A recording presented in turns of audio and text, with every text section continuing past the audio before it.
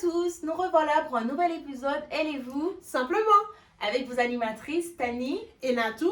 Donc, qui dit nouveau épisode, dit nouveau mot. Donc, le mot du jour est le jugement, qui vient du verbe juger, qui est une action, donc d'apporter son avis, qu'on vous le demande ou pas. Donc, vous l'entendez sur mon intonation, parfois il n'est pas forcément nécessaire pour vous d'apporter votre grain de sel et votre avis dans les situations dont on ne vous a pas sonné les cloches.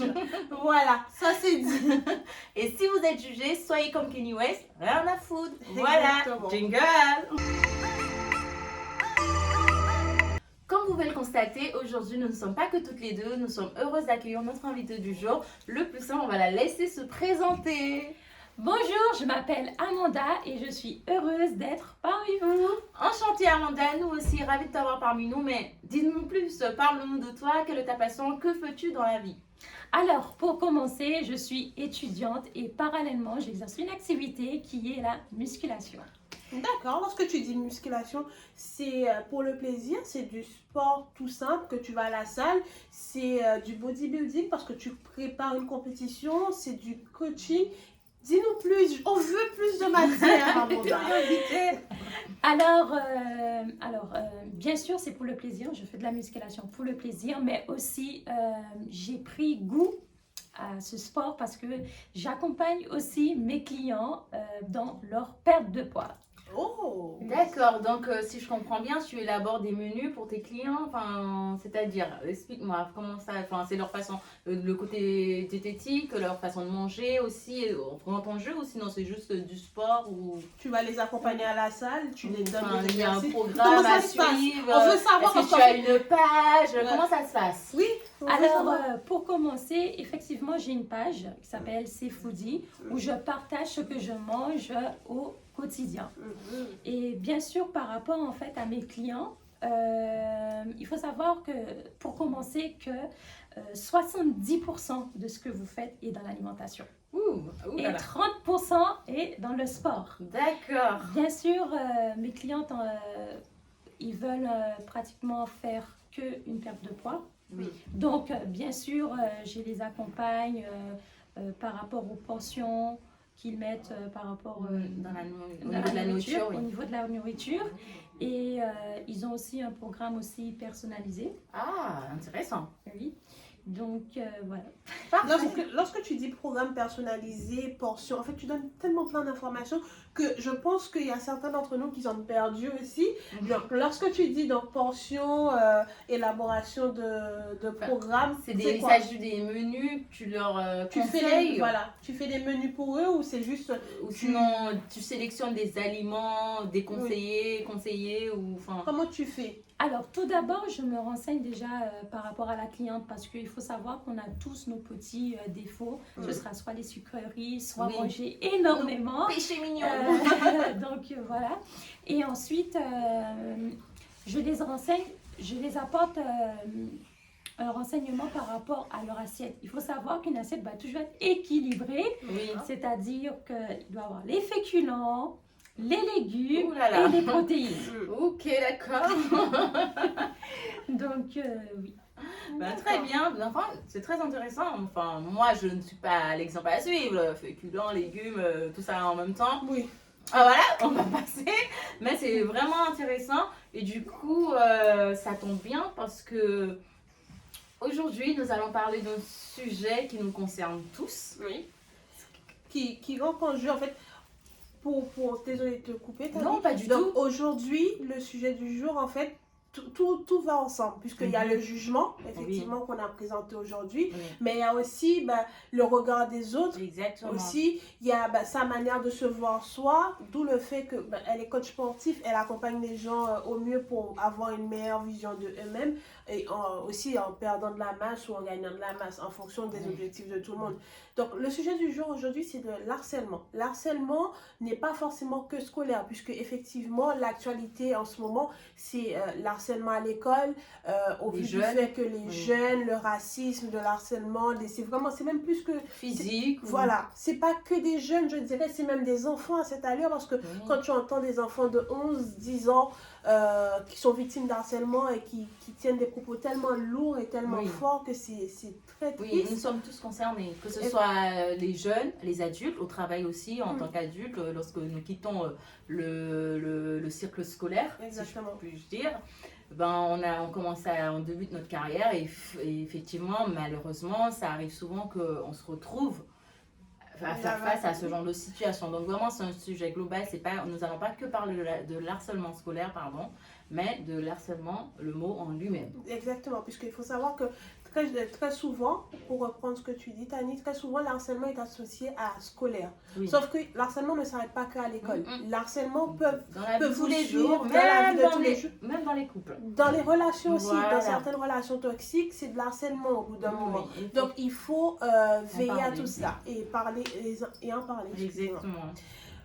Dis-nous, Amanda. Sans plus tarder, Sans plus tarder. ça nous intéresse, bien sûr, l'inviter d'abord. On va prendre un peu son avis, prendre l'attention. Oui. Ou si on ne sait jamais, c'est peut-être qu'elle-même, elle a fait face à ce genre de situation, que ce soit à l'école ou dans la vie privée, sans bien sûr étaler toute sa vie, mais ça nous intéresse. Oui, vous aussi, je pense que ça vous intéresse. Alors, moi, effectivement, oui, j'ai déjà été harcelée, mais plutôt dans la vie scolaire. C'était plutôt par rapport à mon physique. Donc, on me comparait à un balai, on me comparait à une tabac repassée, tout ce qui pouvait me représenter physiquement, ce qui m'a poussée dans une prise de poids. J'ai commencé à prendre des vitamines dont le nom est apétamine. Donc j'en ai clairement abusé, mais j'étais pas bien dans ma peau, tout le temps des critiques, on vous comparait tout le temps systématiquement à des objets et j'étais pas bien dans ma peau. Je comprends. Ça c'est donc si je comprends bien, c'est le résultat de l'harcèlement qui fait que aujourd'hui, en fait à cette époque-là, que ça a créé un mal-être, parce que généralement il faut savoir que le harcèlement crée un mal-être chez la personne qui demain, tout le monde ne sait pas gérer ce mal-être de la même manière. Toi, ton réflexe, c'était donc d'avoir... Elle a su rebondir. Voilà, c'est de prendre du poids pour pouvoir te faire accepter. Il y a des gens comme par exemple l'harcèlement que vivent certaines personnes à l'école ou au travail par rapport à leur couleur de peau. Ils n'ont pas d'autre choix que de... Certains, c'est malheureux de le dire et je suis vraiment désolée, c'est un sujet à prendre avec la pincette. Ils se retrouvent à mettre fin à leur vie parce qu'en fait, ils n'ont pas trouvé d'autres solutions pour gérer cette situation. Et toi, Tani, au niveau de l'harcèlement, dis-nous, est-ce que tu as vécu des situations? Qu'est-ce que tu en penses en soi?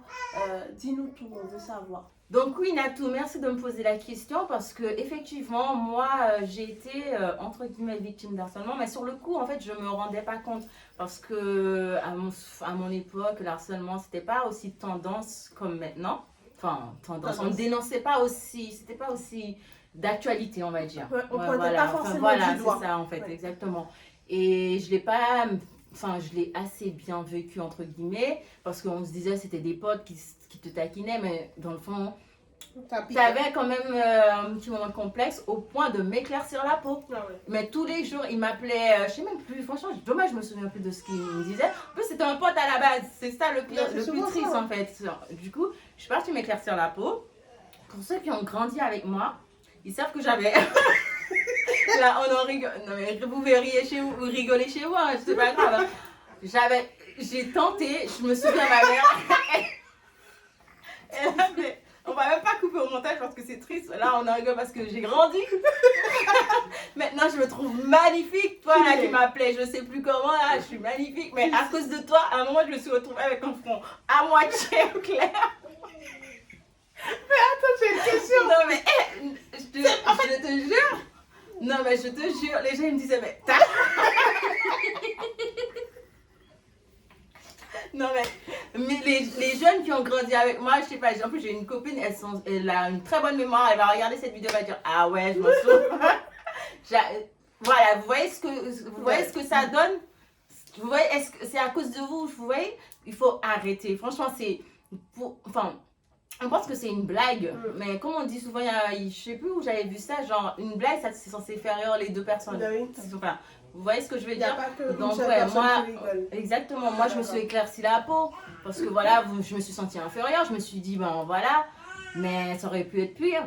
Enfin, c'est grave quand même. Enfin, là c'est l'exemple à l'école, mais ça peut être, il y a des gens qui vivent ça tous les jours, dans leur famille. Enfin, Je sais pas si toi, t'as eu. T'étais moi- de quel côté? Tu étais la victime ou sinon. Alors, j'ai pas dit, mais pourquoi vous m'agressez? Pourquoi je me sens directement agressée? Alors, pour être honnête avec vous et transparente, j'ai été des deux côtés, d'accord? D'un côté, au niveau scolaire, je vais le dire honnêtement, à un moment donné, je faisais partie, mais ne me juge pas. Je faisais partie des personnes qui, en soi, harcelaient les gens. Après, je le dis honnêtement, je me suis repentie. Donc, Amen! j'ai changé de vie. Bref, sur une note plus sérieuse. Donc, sur le coup, honnêtement, je me suis pas rendu compte que c'était de l'harcèlement. C'était, en plus, c'était avec Amanda, pour être honnête, parce qu'on était dans la même... on a souvent été, au lycée, on était quasiment dans la même classe pendant les 3 années. Oui. Et en seconde, tout s'était bien passé. Et en première, je sais pas, en fait, elle était venue un après-midi, je me souviens très bien. Parce que cet après-midi-là, elle était insolente. Et sauf que je suis insolente aussi. Et sur le coup, pour pouvoir me venger en soi, j'ai décidé de la taquiner toute l'après-midi. Et c'était avec à répétition, ça devient très lourd et c'est méchant. En fait. Soyez pas comme Natou. Ouais, mais en fait, j'ai changé les gars. Donc, non, mais je le dis honnêtement parce que je sais que je l'ai fait. Et sur le coup, je n'ai pas vu que c'était méchant et tout. Je voulais juste faire rire parce qu'il faut savoir que généralement, lorsqu'ils sont en train d'harceler quelqu'un, il y a toujours une galerie pour rigoler avec eux. Oui, bien sûr. Il y a toute la galerie qui rigole. Et c'est souvent pour amuser la galerie, justement, que les harceleurs en soi, ils le font. Je m'en excuse, je me suis déjà excusée en privé, je m'en excuse publiquement, voilà, je le dis. Et c'est vraiment quelque chose que je porte dans mon cœur et tout. Bref, blague à part. Sur une note, pour finir, la partie où moi j'ai été harcelée en soi, c'était pas forcément à l'école, parce qu'en fait, vu que j'ai quand même un assez fort tempérament et que j'ai pas peur de dire ce que je fais, donc les gens ne s'attaquaient pas à moi, parce qu'en fait, au final, on aurait été des harceleurs en train de harceler, parce que je t'en harcelais aussi, tu vois. Donc, mais c'était à l'église, parce que genre vers l'âge, au collège, vu que je fais du sport, j'ai fait de l'athlétisme pendant tout le collège, donc je n'avais pas de sein, j'étais mince, c'est que j'avais vraiment pas, pour mon âge, j'avais rien du tout, genre les gars, j'avais les pecs d'un gars, genre entre ma mère avait 3 garçons, d'accord, genre... Je me souviens. On sort les dossiers, bref. Et très souvent, on me disait, oui...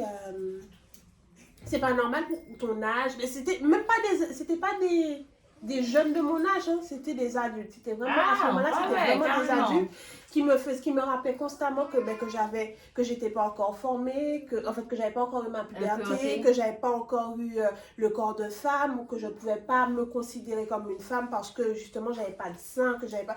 Et sur le coup, c'est tellement... c'est humiliant parce qu'en fait généralement il le faisait en public, il le faisait devant les gens et c'était pour me faire en soi me sentir mal, alors que en vrai j'étais en fait je courais énormément, je faisais beaucoup de compétition et mon corps au final j'avais pas assez de masse en soi pour dire que j'avais du sein ou quoi que ce soit.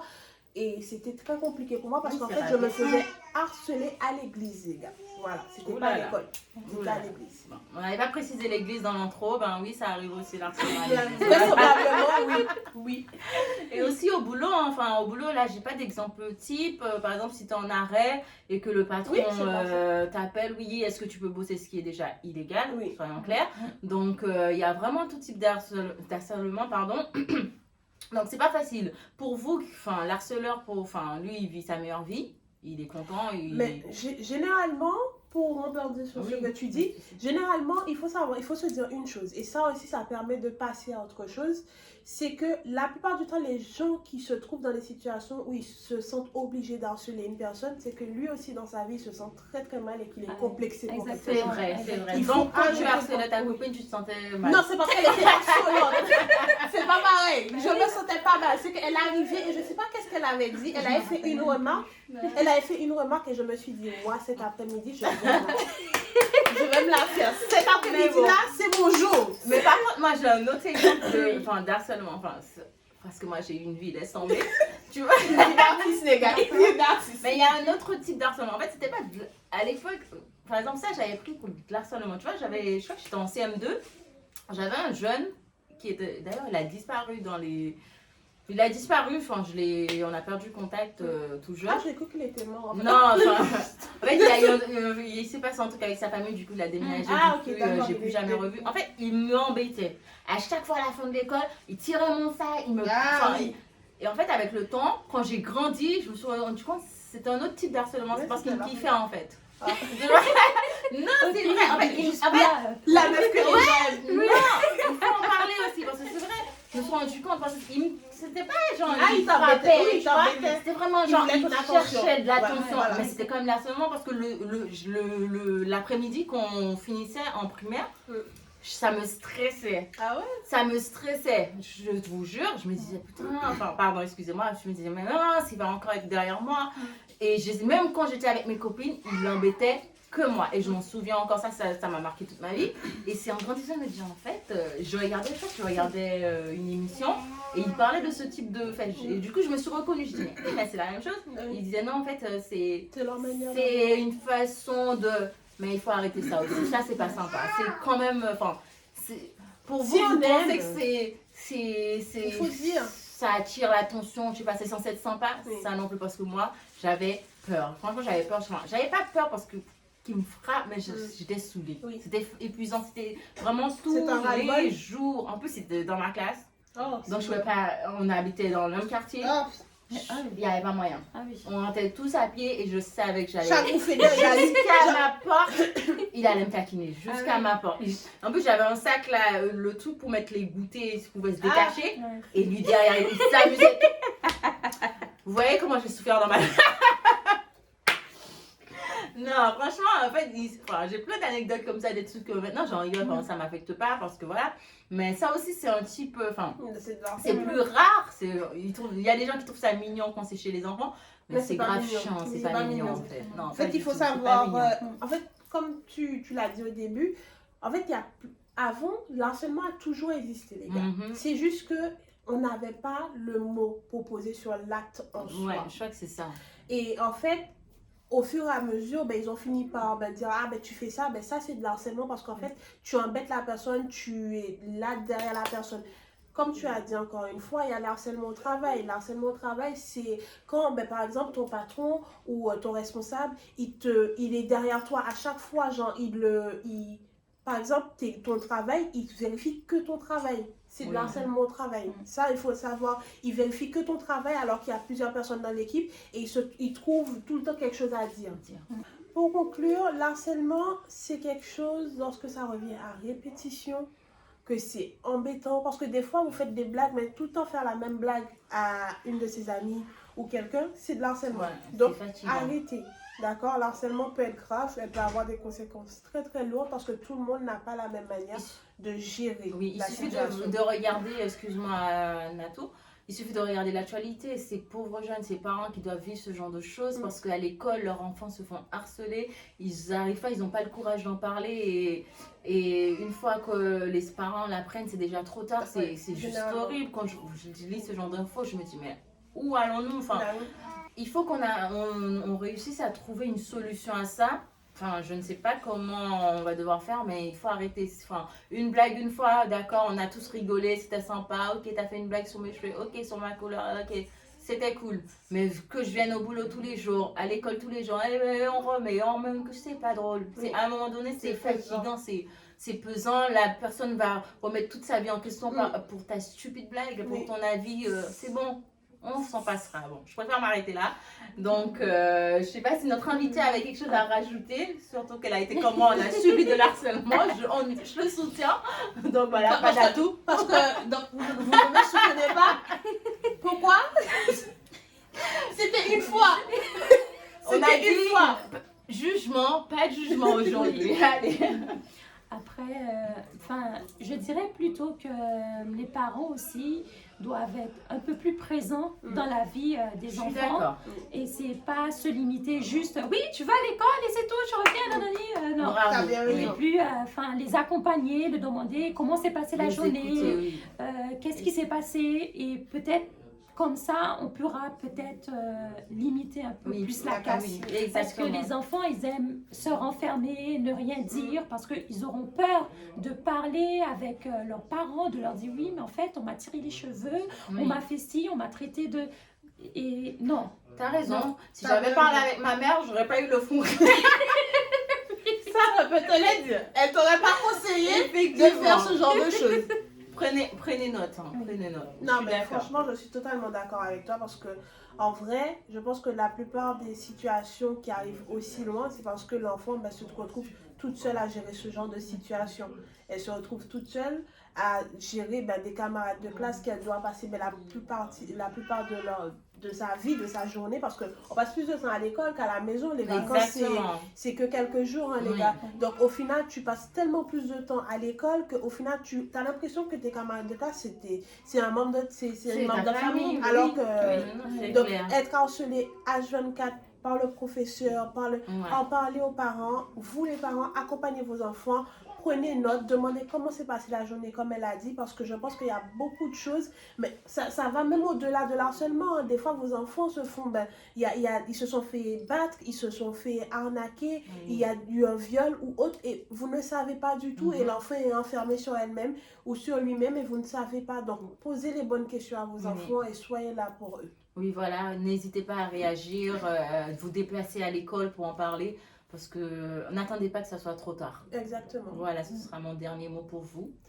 Donc, Prenez soin de vous, comme je dis toujours, face au Covid, exactement. qui est encore là, bientôt 2 ans. J'espère qu'on pourra trouver, voir le bout du tunnel, pardon. Sûrement. On s'accroche, faites attention à vous et à très bientôt. On vous À très embrasse. vite. Bisous. Attends, t'as pas oublié quelque chose? Donc, n'oublie pas de liker cette vidéo tout d'abord, puis par la suite, abonne-toi donc à Insta, YouTube et TikTok. À la prochaine fois.